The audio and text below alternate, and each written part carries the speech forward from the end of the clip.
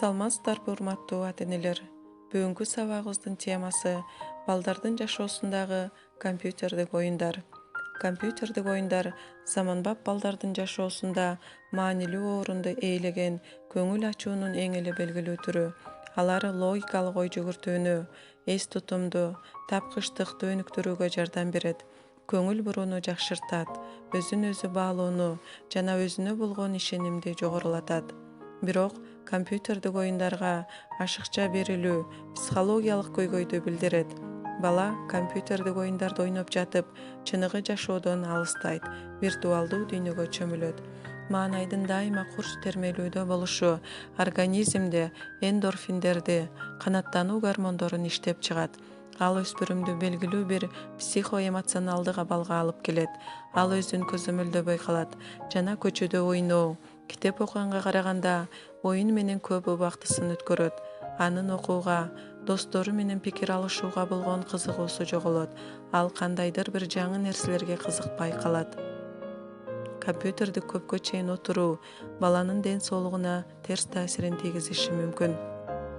Көрүүсү жана угуусу начарлайт, омурткасы кыйшаят, өтө чарчайт, уйкусу бузулат, баш оорулар келип чыгат. Балада ашыкча дүүлүгүү, кыжырлануу пайда болот. Эгерде баланын компьютердик оюндарды ойноо убактысын көзөмөлдөбөсө, анда кызыгуу акырындап көз карандылыкка чейин жетиши мүмкүн. Көпчүлүк учурларда балдар убактысын компьютерлерде, планшеттерде, үй бүлөдөгү көңүл буруунун жана пикир алышуунун жетишсиздиги, курбалдаштары менен өз ара мамилелерди жөнгө сала албагандыктан өткөрүшөт. Компьютердик оюндарга көбүнчө уялчак, тартынчаак, өзүнө ишенбеген балдар берилишет. Алар виртуалдуу оюнда өздөрүн күчтүү, эр жүрөк, баатыр сезишет. Компьютердик оюндар пайда алып келиш үчүн оюндарды ойноо убактысын белгилөө маанилүү. Башталгыч класстардын окуучулары компьютерде күнүнө 15-20 мүнөттөн көп эмес убакыт. Орто мектеп курагындагы балдар 30-60 мүнөт, ал эми жогорку класстын окуучулары 60-90 мүнөт отурса болорун аныкташты.